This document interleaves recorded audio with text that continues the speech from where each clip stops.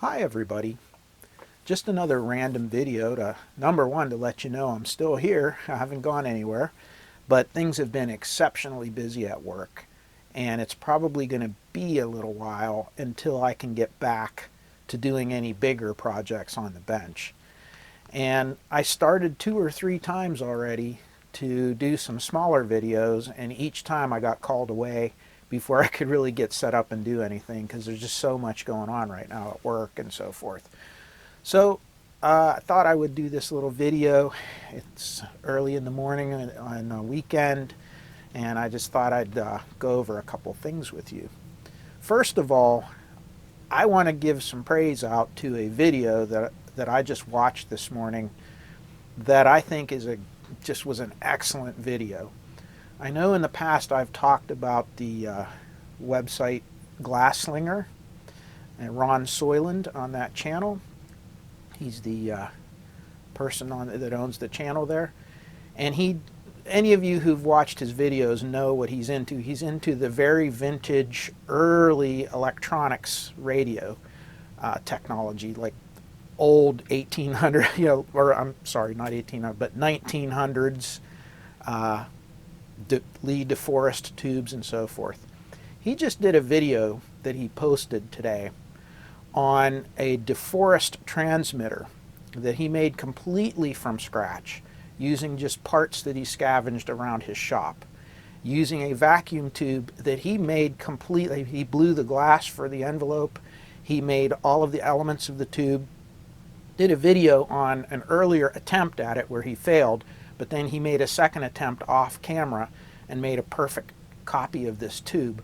And then he made this really interesting transmitter. And this is probably one of the best videos I've ever seen from a historical standpoint of radio electronics, where he actually unwittingly, it's not even his intent, he just, as he explains the process of what he's doing, he's giving you a history lesson on how this all came to be, how it works, how it differs from the technology we have today, some of the challenges that some of the early pioneers of electronics and of radio, like Lee DeForest and many others, faced at that time. And he went through and he built this thing, and at the very end he demonstrates that it actually works, and he even receives it on a really old style TRF radio. It's amazing. And if you get a chance to watch it, it's about an hour-long video, and the historical value to me is priceless. There's not a lot of that type of equipment out there. Even in museums, it's very rare. And to have someone actually recreate it in a very similar style to that period, and then to explain how it worked, and to give you a historical perspective of how it works and how it came to be, that is absolutely priceless information, and I really enjoyed that video. So I recommend you go see it. I'll try to put a link down at the bottom here to check it out, and very interesting. Anyway, so as I said, I wanted to do a couple things. I wanted to build a case for that AM80 Fisher tuner that we restored a couple videos ago. I also wanted to build a small vacuum tube amplifier, maybe a little single-ended or a little push-pull, something simple that we could easily build out of scrap parts around the shop. But unfortunately, I just haven't had the time to do it. My daughter and I are going to work on a project building a little cabinet, a little shelf for her room, and we got the lumber dimensioned out and everything for it. We haven't even had time to go in the shop for that. She's been as busy as I have. We've all been busy. So we'll get around to it, though, I promise. The other thing I would like to do is I'm talking with some friends of mine who own pretty much one of the only training centers in the United States for servicing x-ray equipment, like what I do for my main job. And I'm arranging to do a tour of that facility, and I think it'll be really fascinating for some of you who are interested in that sort of thing.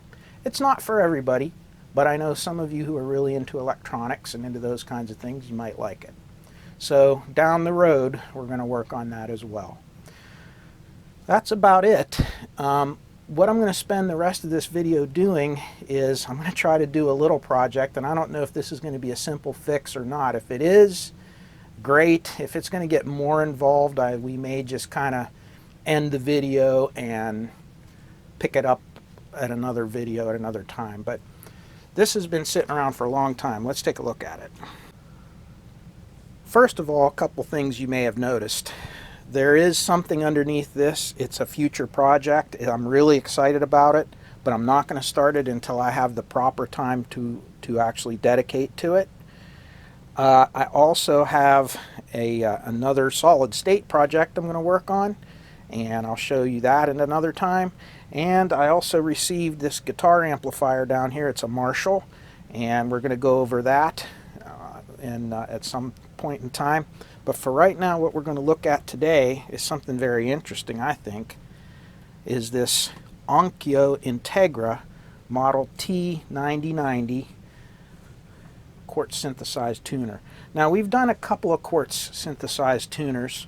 This one is rather advanced, and from what I know very little about it, but from what some people are telling me about it, this is supposed to be a very, very high quality, very sensitive tuner. And this one apparently has a problem. It has one of the channels is distorted, so maybe it's just something in the output section, and the tuner itself is okay. But we'll look at that and we'll check it out, and we'll just connect up some test equipment and see what we can do. We'll probably use the Sencor SG80 on this project because it has all of the FM modulation for the multiplex and so forth. So without any further ado, let's check it out.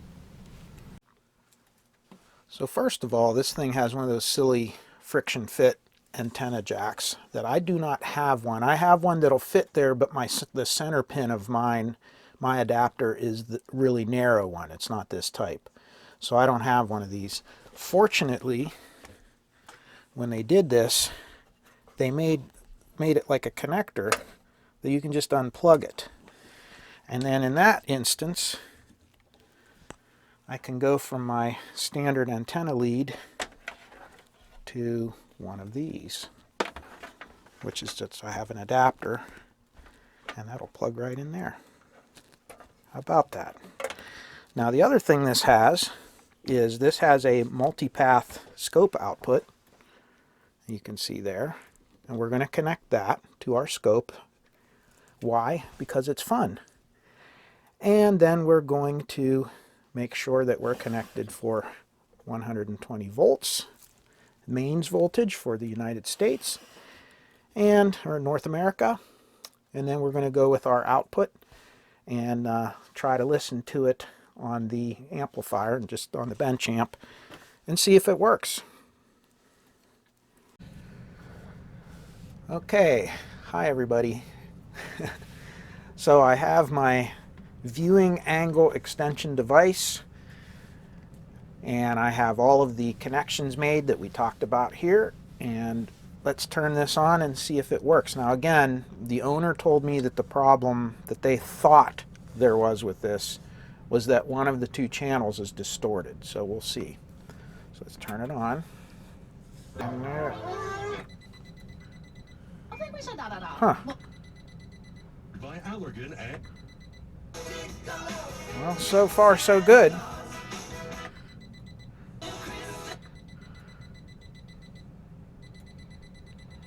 Going through. I know how you're suffering.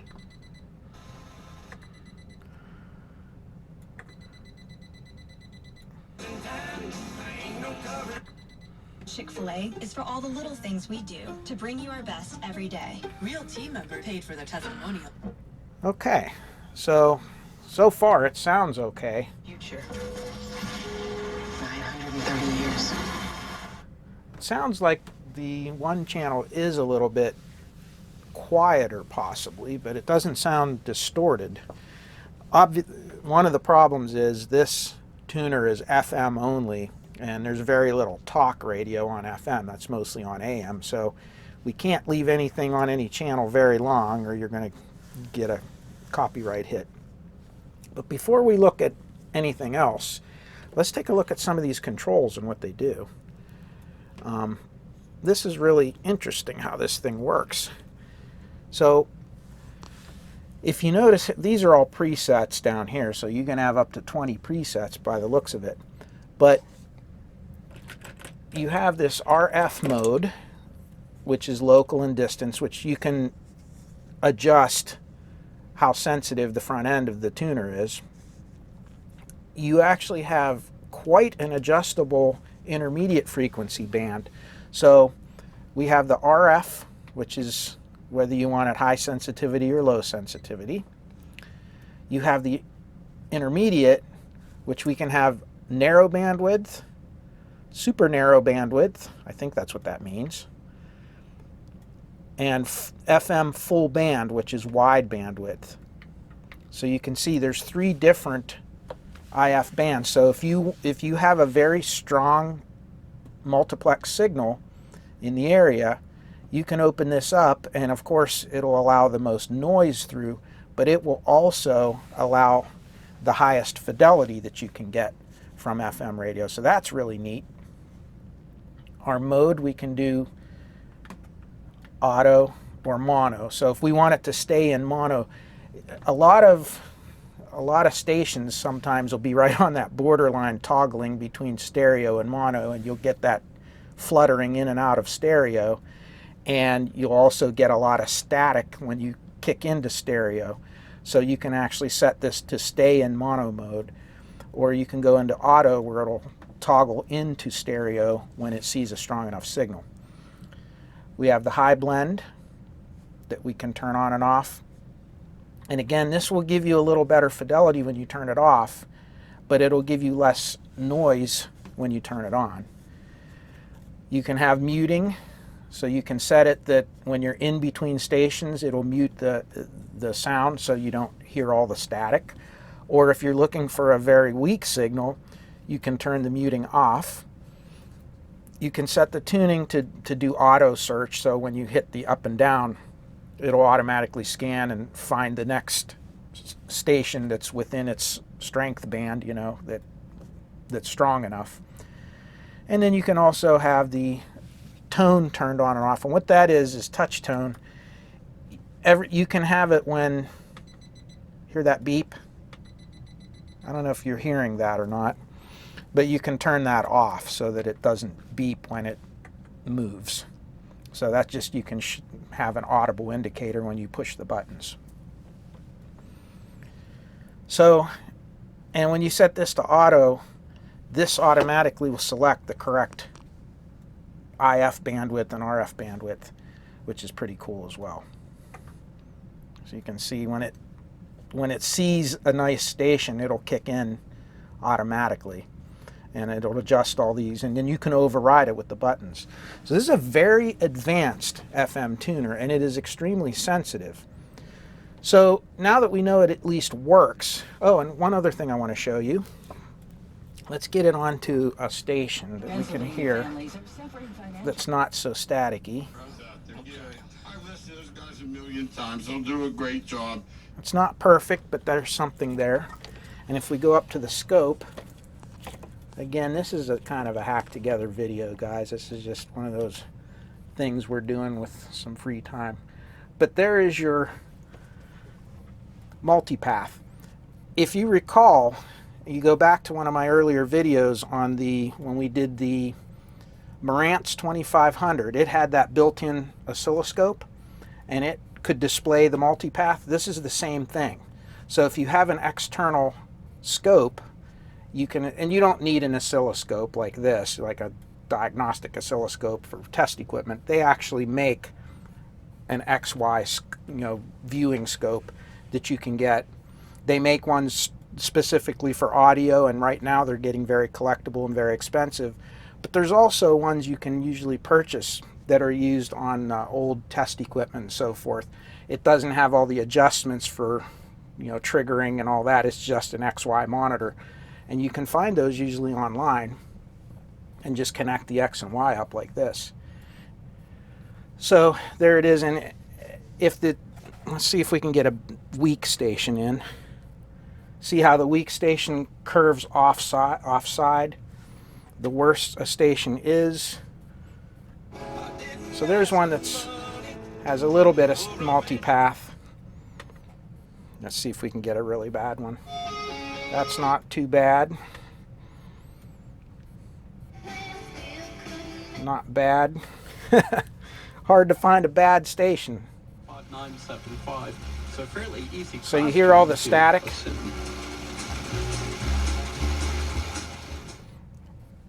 So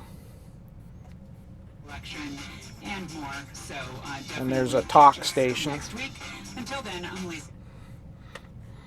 So it kind of gives you the idea of how it works. Please vote for me. And you notice this is nice and flat. And you can see how this is a strong station. And I will fight against government lockdowns. And if you support President And it doesn't have a whole ton of multipath. So anyway, that's just something cool that this thing does. So let's hook up some test equipment and see what it looks like. Okay, I think this is going to be a short video. This thing is working perfectly. Now, I want you to take a look. We're on 99.1 megahertz. You can see that and maybe you can see, the stereo indicator is kind of flickering in and out. It's locking and unlocking on the multiplex. We'll find out why in a minute. We're on the distance for the RF, the front end, and we're FM full band, wide bandwidth, and you can see it's locked in on the station. If we look at the multipath, it is just loaded with noise. See that? It's just full noise. And if we look at the output, this would be what's going to the speakers, and I'll turn it up for a second. So you can hear the 400 hertz tone behind a lot of static, correct? However, if we look at the SG80, I'm set at times 10, 0.3 microvolts, so that is a 3 microvolt signal. And I don't have an impedance matching device. I'm going directly out of that, although it is a 75 ohm, and I'm using 75 ohm cable, so it should be fine. Going right into the tuner. And with that 3 microvolt signal, I am still getting a stereo multiplex signal, albeit dropping in and out. That just gives you an idea of how absolutely sensitive this thing is. I've never worked with one of these. I've never even seen one before until this came to my bench. But this thing's downright amazing. Now look what happens if we take this up to 30 microvolts. It cleans right up. You have a little bit of static, but not terrible. And our multipath gets a little bit better. If we get up closer to 50 microvolts, there's 50, it gets even better. And when we get closer to 100 microvolts, it starts to straighten right out. And we can turn that down a little bit. You can still see the static though, and you can see how rock solid it is here though. And if we listen, I can barely hear a little bit of static in the background. I don't know if the microphone was able to pick that up, but it is showing it on the scope, on the multipath. And if we go to a nice solid signal, perfect sound, and you can see our multipath looks really cool. I'll zoom in on that so you can look at it a little bit. That's a little bit oversaturated there. How's that? What I see and what you see on the camera are a little bit different because that camera picks up the light a lot better than my eyes. So anyway, this is working flawlessly. So I'll let it run for a little while. This has all really good quality Nichicon capacitors in it. And I really don't think any of that's, this is a new enough receiver that I don't think it's going to need recapped or anything. And I really don't see anything wrong with it. It could just be that they were using the variable output control and it has a little bit of noise on it, possibly. We'll clean that. But other than that, I really don't see anything wrong with this. We'll let it run for a while. Maybe it's a thermal problem. We'll let it warm up for a little bit. And if it doesn't fail, then we're going to call this one okay. Well, now that this thing's playing really well, let's do a little playing around with the test equipment. So right now I have the audio modulation set to 99%. And I have multiplex turned on. And I have a 400 hertz audio tone. And you can see the amplitude of that 400 hertz, so your right and left channel. Now, and you can hear it, okay? If we move it up to 1 kilohertz, really the only thing that changes is the frequency. Pretty much the same amplitude. If we look over here, we see an interesting little pattern, because we have a nice strong signal going in there right now. And that's all well and good, but what happens if we go to a 5 kilohertz tone? Your amplitude goes way down. Now, the reason for this is because of what we call de-emphasis. So every FM tuner has a de-emphasis, and depending on what part of the world you live in, it can either be a 50 microsecond or a 75 microsecond.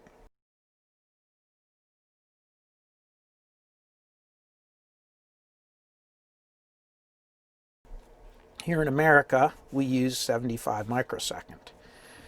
Now, this generator right now is set to just output an equal amplitude across the board of the 3 frequencies. So whenever that de-emphasis is applied on your tuner, it's going to affect the amplitude based upon the frequency. The higher in frequency we go, the more that's going to do that. However, on this SG80, you can see we have a little button here that a lot of people don't pay attention to called the 75 microsecond pre-emphasis. And if I turn that on, you see there, I'm going to turn it on. I'm going to show you what happens.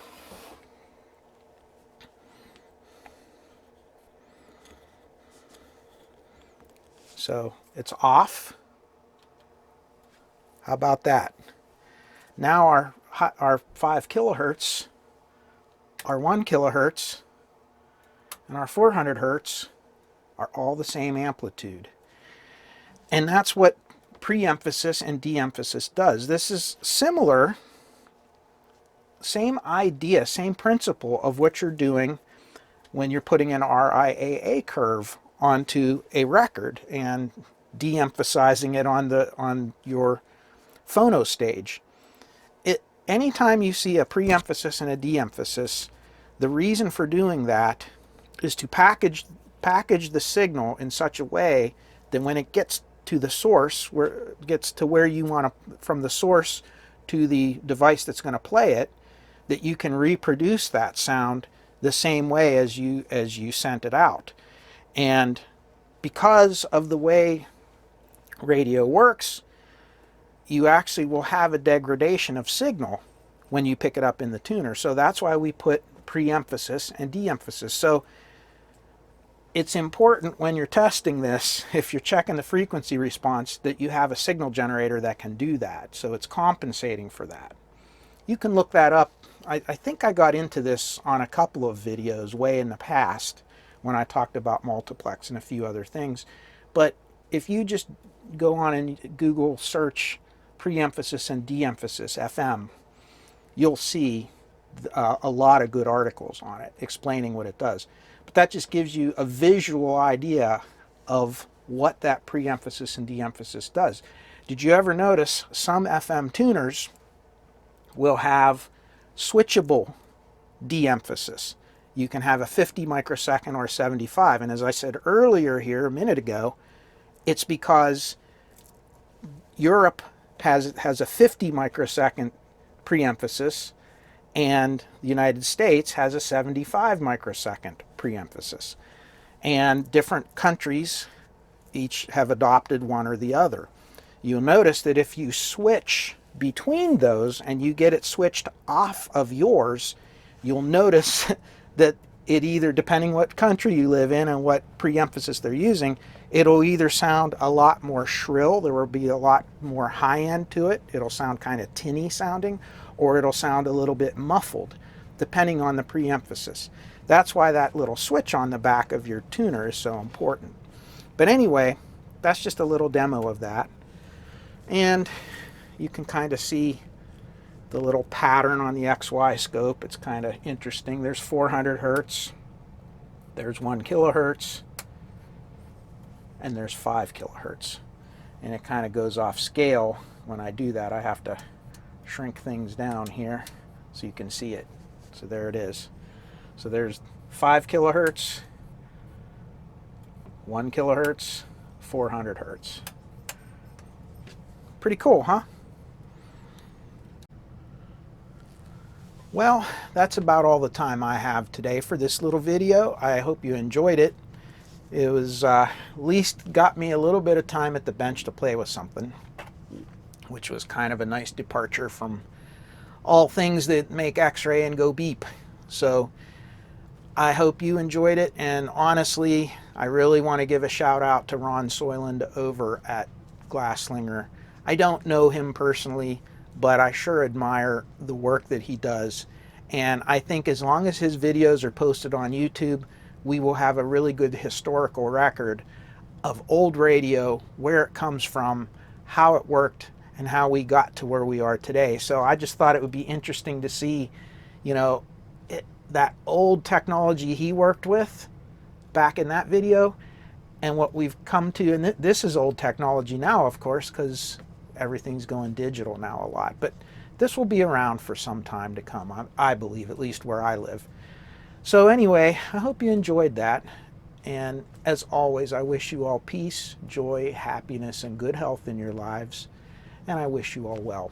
And we'll see you all real soon with a project as soon as I get a little bit of time. I'm hoping in the next couple weeks we're going to get through some of these projects that we have at work, and I'll have a little more time to spend at the bench enjoying the hobby that I love. So take care, and we'll see you soon. Bye-bye.